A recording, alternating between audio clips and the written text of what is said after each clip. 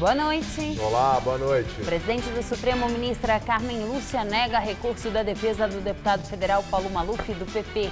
Com a decisão, o ex-prefeito vai continuar preso. Ele deve ser transferido nos próximos dias para Brasília. Governador cassado do Amazonas, José Melo, do PROS, é preso. Ele é acusado por desvios de dinheiro da saúde. Sérgio Cabral é denunciado mais 2 vezes. Agora, o ex-governador do Rio é alvo de 19 investigações relacionadas à Lava Jato. Em Brasília, Michel Temer recebe líderes de países que fazem parte do Mercosul.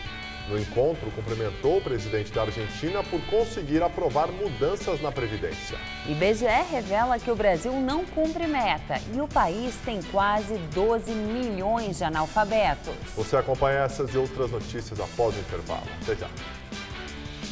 Quem tem conta no Bradesco conta com muitos benefícios. Conta com isenção da tarifa da conta corrente por perfil.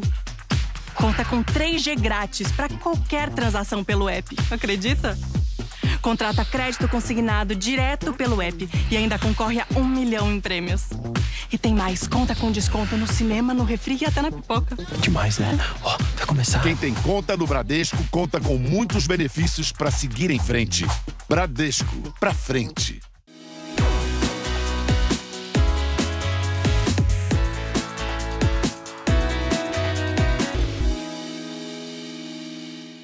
Olha o que você não pode fazer quando sofre com varizes. Ficar em pé muito tempo? Não. E mostrar as pernas, hein? Dá até vergonha, não dá? Agora, veja o que você pode fazer quando toma varicel. Eu posso andar o dia inteiro e não sinto mais dor nas pernas. Com apenas um comprimido ao dia de varicel, você alivia as dores, a sensação de peso e o cansaço nas pernas provocados pelas varizes. E com varicel creme, você ainda hidrata profundamente as suas pernas. Com varicel, você pode. Eu não comecei no jornalismo, mas eu era comunicadora, eu fazia palestras. Então foi aí que eu descobri que tinha aptidão e interesse para o jornalismo. Escolher uma faculdade naquela altura do meu campeonato não era fácil. Eu tinha ali um nível de exigência, eu queria algo mais. E eu descobri a Faculdade de Jornalismo da Casper Libero, que era muito conceituada pelos resultados conquistados nesses anos todos. As habilidades necessárias para o exercício da função, eu precisava aprender de uma forma sistematizada com professores qualificados. E isso eu consegui na faculdade, aqui na Casper. Por isso, eu sou Casper. Somos todos Casper. Os fogos de artifício são um sinal de celebração, alegria, mas infelizmente tem quem sofra e muito com essa história, os bichinhos de estimação. No Todo Seu desta quinta, você vai ver como amenizar o sofrimento do seu pet nessa época. Fique informado sobre as novidades da telinha com Esther Rocha. Agora, olha só a que ponto chegamos. Gente, eu tô... Em breve será realizado o primeiro transplante de cabeça. Uau! E a gente discute esse assunto aqui no Todo Seu, nessa quinta, 10h30 da noite. Estou te esperando.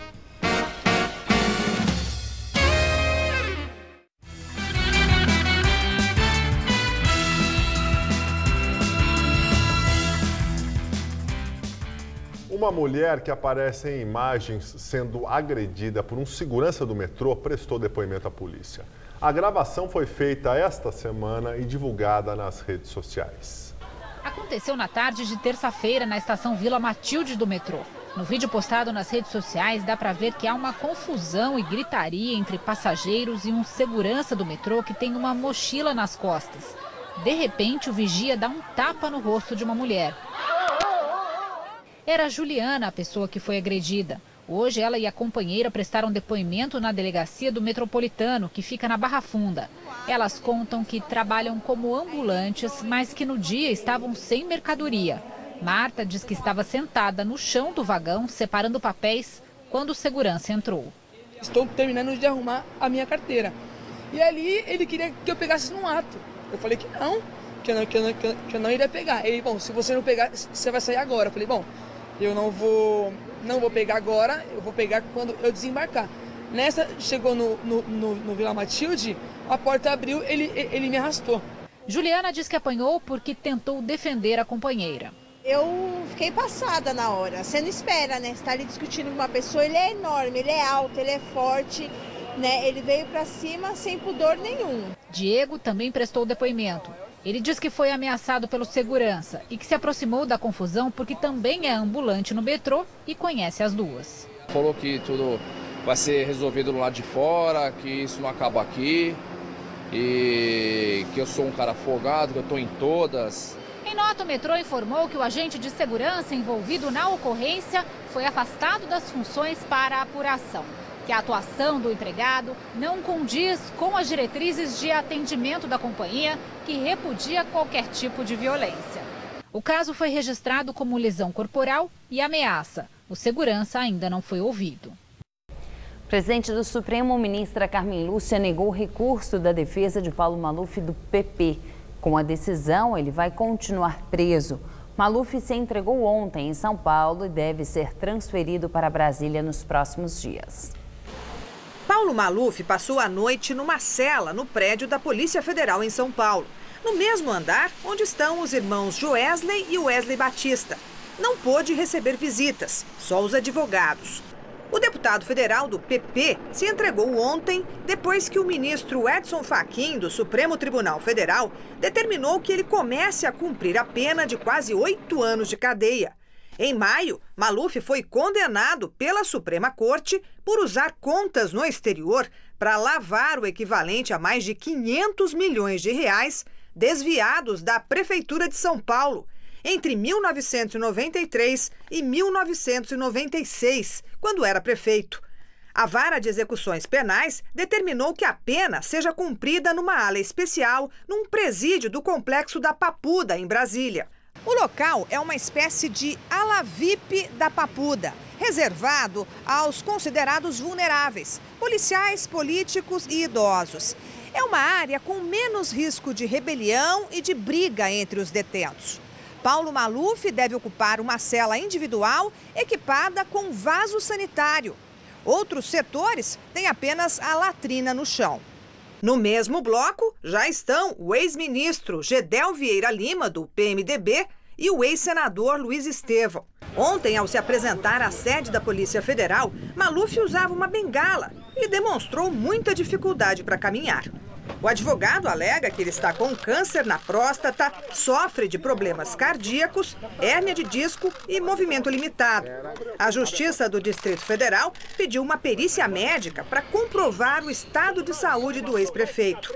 O procedimento só será feito quando Maluf estiver em Brasília.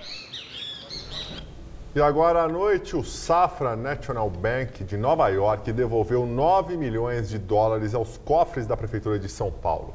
A quantia, que equivale a cerca de 29 milhões e meio de reais, faz parte do acordo estabelecido entre o banco e o Conselho Superior do Ministério Público por danos coletivos morais e materiais para não sofrer ação judicial por movimentação de recursos desviados na gestão de Paulo Maluf.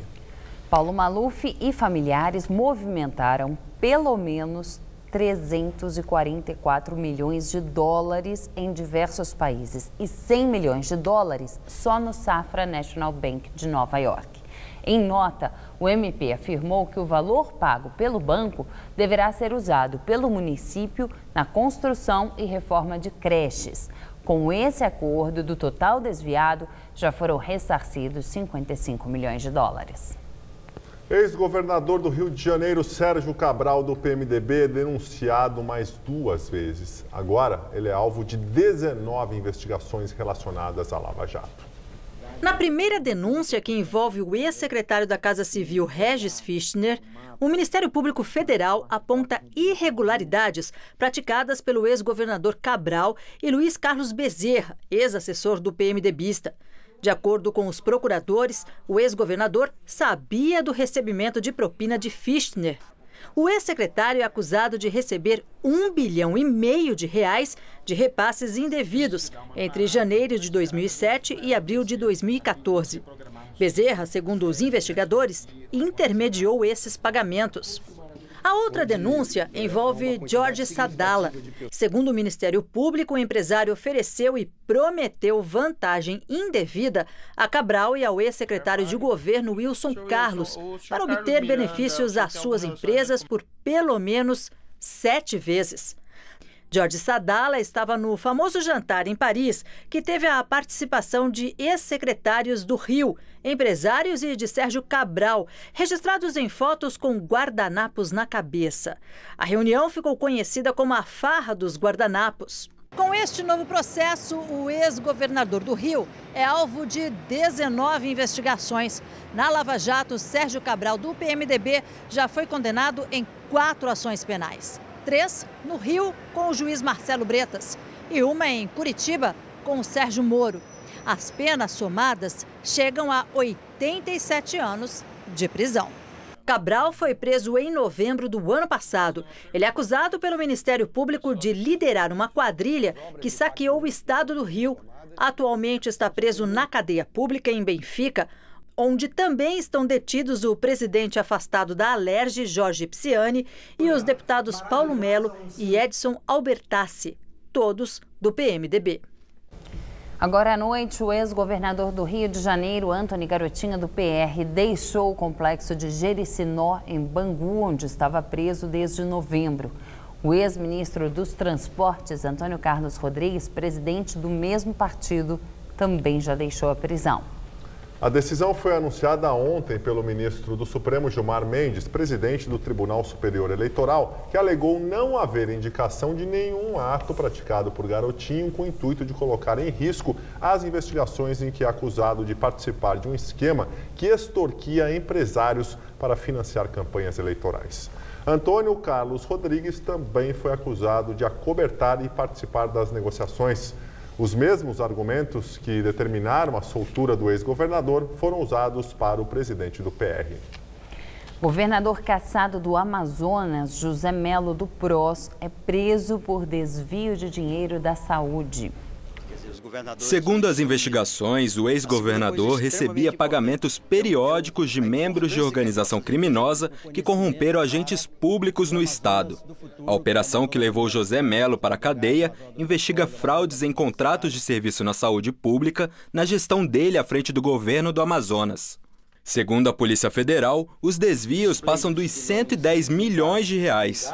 A casa do ex-governador e um endereço ligado à mulher dele foram alvos de busca e apreensão. Em 2016, Melo decretou estado de emergência econômica na saúde do estado.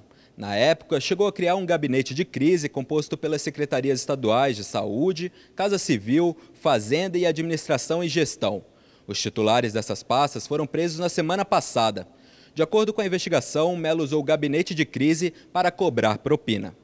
Segundo o Ministério Público, um relatório de inteligência do Ministério da Fazenda apontou movimentação financeira incompatível com a renda de José Melo. Foram detectados indícios de ilicitudes, como realização de saques e depósitos em valor atípico. José Melo foi eleito governador na eleição de 2014, mas em maio deste ano foi cassado, acusado de compra de votos na disputa eleitoral. Ele nega todas as acusações. Em Brasília, o presidente Michel Temer recebe líderes de países que fazem parte do Mercosul. No encontro, ele defendeu a volta da democracia na Venezuela e cumprimentou o presidente da Argentina, Maurício Macri, por conseguir aprovar mudanças na previdência do país. Um balanço sobre os acordos comerciais firmados pelo Mercosul foi apresentado na reunião que aconteceu no Palácio do Itamaraty. Entre eles, há um de livre comércio com o Egito e outro de compras públicas entre os países do bloco. O presidente Michel Temer afirmou que o Mercosul está muito preparado para fechar o acordo com a União Europeia em breve. As negociações, que já duram mais de 20 anos, agora estão em estágio avançado, com provável assinatura no ano que vem. Durante o encontro em Brasília, Temer passou a presidência do Mercosul ao presidente do Paraguai, Horácio Cartes. O presidente brasileiro assumiu o posto em julho, durante a cúpula na Argentina. Na época, Temer criticou a Venezuela por não ser democrática. Enquanto esteve à frente do bloco, o país, que já tinha sido suspenso, sofreu nova sanção do Mercosul. Hoje, Temer voltou a dizer que se a Venezuela retomar valores democráticos, será recebida de braços abertos. Quando suspendemos por comum acordo, a Venezuela do Mercosul, era, aliás, uma medida que se impunha. Estamos e continuaremos a estar ao lado da liberdade de expressão, da separação dos poderes, dos direitos humanos. Queremos, aliás, que a nação venezuelana, de volta à democracia, possa também voltar ao Mercosul. Durante o discurso, o presidente Michel Temer aproveitou para retomar o assunto da reforma da Previdência. Disse que o presidente da Argentina, Maurício Macri, é um exemplo, porque o país vizinho já conseguiu aprovar uma reforma da Previdência e declarou que isso também vai acontecer por aqui. Eu aproveito mais uma vez, o presidente Macri, para cumprimentá-lo pela reforma da Previdência na Argentina. Sabe que nós estamos empenhados nisso aqui, não é? Aqui no Brasil. Eu tenho certeza que nós vamos seguir o exemplo da Argentina, que teve responsabilidade. Além do Brasil, participam do Mercosul, Paraguai, Uruguai, Argentina, Bolívia, além do Chile, Peru, Colômbia, Equador, Guiana e Suriname como estados associados. O bloco equivale à quinta economia do mundo. No começo da manhã, Temer se encontrou com o presidente da Guiana, David Granger, e assinou 2 acordos bilaterais com o país nas áreas de infraestrutura e combate à seca. O ministro da Fazenda, Henrique Meirelles, admitiu hoje que o governo pode aumentar impostos para assegurar o cumprimento da meta fiscal do ano que vem. Algumas alternativas de aumento de arrecadação serão estudadas pela Receita Federal, foi o que disse o ministro. Sempre se pode aumentar impostos de outra área, outra forma, e que não estejam sujeitos a anualizar, né? Noventena ou alguma outra coisa desse. Não temos, no momento, uma decisão. Vai aumentar em consequência o imposto tal. Não, não é isso. O que eu estou dizendo é o seguinte, existem alternativas que serão estudadas pela Receita Federal. E agora o comentário de Josias de Souza, direto de Brasília. Henrique Meirelles aceitou ser ministro da Fazenda de Michel Temer para realizar um velho sonho. Imaginou que depois de consertar a economia, disputaria a presidência da República como um candidato imbatível. Mas nem tudo correu como planejado. Meirelles agora subverte a ordem das coisas. O ministro empina o seu projeto político antes de entregar todo o equilíbrio fiscal e a prosperidade econômica que havia prometido. A reforma da Previdência foi para o beleléu e o teto de gastos subiu no telhado. Meirelles deixa no ar a hipótese de aumentar impostos e fala de política sem se dar conta de que só no dicionário a candidatura vem antes do trabalho. Meirelles disse, de resto, que fará a defesa explícita do governo Temer. Precisa do PMDB e só terá o tempo de propaganda do partido se gravar a tatuagem de Temer na testa. É uma espécie de marca do Zorro que evoca toda a corrupção que grudou no governo. Meirelles talvez imagine que a economia atenuará a pecha. Temer será um bom cabo eleitoral no ano que vem por causa da recuperação da economia, diz Meirelles. É como se o candidato tomasse veneno antes de saber se alcançará o antídoto. Boa noite. A fabricante de aviões Embraer está negociando uma fusão com a americana Boeing. A informação foi divulgada no início da tarde pelo Wall Street Journal e confirmada pelas companhias em um comunicado conjunto. De acordo com o jornal americano, as empresas aguardam a posição do governo brasileiro sobre o negócio. O presidente Michel Temer disse aprovar todo tipo de negociação, exceto que esteja em jogo o controle acionário da empresa brasileira. Segundo a Folha de São Paulo, em reunião com o ministro da Defesa, Raul Jungmann, e o comandante da Força Aérea, brigadeiro Nivaldo Rossato, Temer disse que no governo dele, a Embraer jamais será vendida. Levantamento divulgado pelo IBGE mostra que o Brasil não cumpriu a meta de redução do analfabetismo, apesar da taxa de pessoas sem estudo no país continuar caindo anualmente. A Pesquisa Nacional por Amostra de Domicílios, a PNAD contínua, aponta que a desigualdade de escolaridade entre brancos e negros no país persiste e que o Brasil tem mais de 66 milhões de pessoas com mais de 25 anos que completaram apenas o ensino fundamental. Segundo o IBGE, a taxa média de analfabetismo no país em 2016 foi de 7,2% da população brasileira. Em 2015, esse número era de 8% e em 2014, 8,3%. Quando o IBGE faz a separação entre negros e brancos, a taxa de analfabetismo entre as pessoas autodeclaradas negras ou pardas salta para 9,9% da população, enquanto que entre os brancos, esse número cai para 4,2%. Entre as pessoas de 60 anos ou mais de idade, a taxa média de analfabetismo chegou a 20,4%, sendo que no grupo de idosos de cor branca, esse valor é de 11,7%, enquanto entre os idosos autodeclarados pretos ou pardos, o número salta para 30,7%. O Plano Nacional de Educação previa a redução da taxa de analfabetismo no Brasil para 6,5% da população lá em 2015 e a erradicação total dos analfabetos ao final de 2024. Porém, os números divulgados hoje pelo IBGE apontam que o país ainda tem 11.800.000 pessoas sem nenhum estudo, o que dificulta ainda mais o cumprimento da meta global nos próximos 6 anos, devido principalmente às desigualdades regionais. De acordo com um estudo do IBGE, a região do Nordeste apresentou a maior taxa de analfabetismo do país, com 14,8% das pessoas sem estudo algum na região. No Sudeste, esse número cai para 3,8%, enquanto no Sul, a taxa é de 3,6%. No Norte, 8,5% e na região Centro-Oeste, a taxa de analfabetismo é de 5,7% da população. O IBGE também constatou que 51% da população adulta brasileira concluíram apenas o ensino fundamental até 2016. O número representa 60,3 milhões de pessoas que estudaram só até o 9º ano, sem completar o ensino médio. Entra no 3º dia a greve das polícias civil e militar e dos bombeiros em Natal, no Rio Grande do Norte. O governo federal anunciou o envio de mais de 70 soldados da Força Nacional para reforçar a segurança. Vários casos de violência e saques em lojas foram registrados.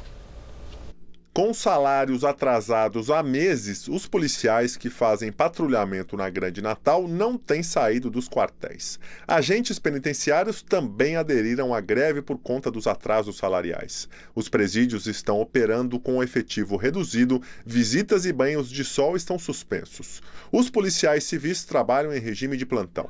Com medo de arrastões, comerciantes fecharam as portas e cresceram os relatos de saques ao comércio e de roubos de veículos. O governador do estado, Robson Faria, do PSD, pediu socorro financeiro à União no valor de R$ 965 milhões para pagar os salários de novembro, dezembro e o 13º dos servidores. O governo federal aprovou o envio de R$ 600 milhões na primeira semana do ano que vem. Em janeiro deste ano, o estado enfrentou uma crise carcerária com a mais violenta rebelião de sua história, que resultou na morte de 26 detentos do presídio de Alcaçuz. O verão começou com muita chuva aqui em São Paulo. Com o tempo fechado, não fez aquele calor dos últimos dias. Agora à noite a temperatura é até bem agradável, faz 21 graus. E será que continua chovendo amanhã? Vamos à previsão com Mariana Armentano.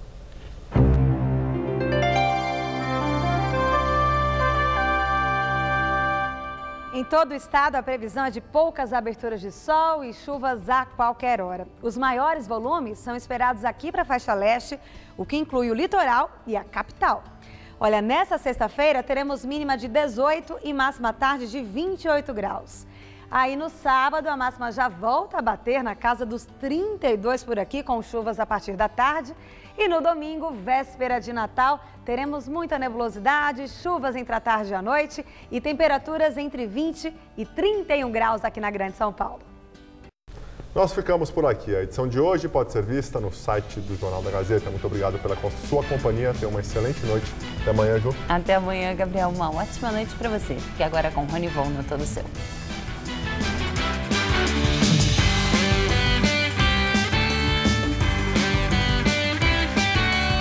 O romantismo de Gustavo Mioto está no Festa Sertaneja Especial de Natal, nesta sexta, 10h30 da noite. Assista agora, Todo Seu.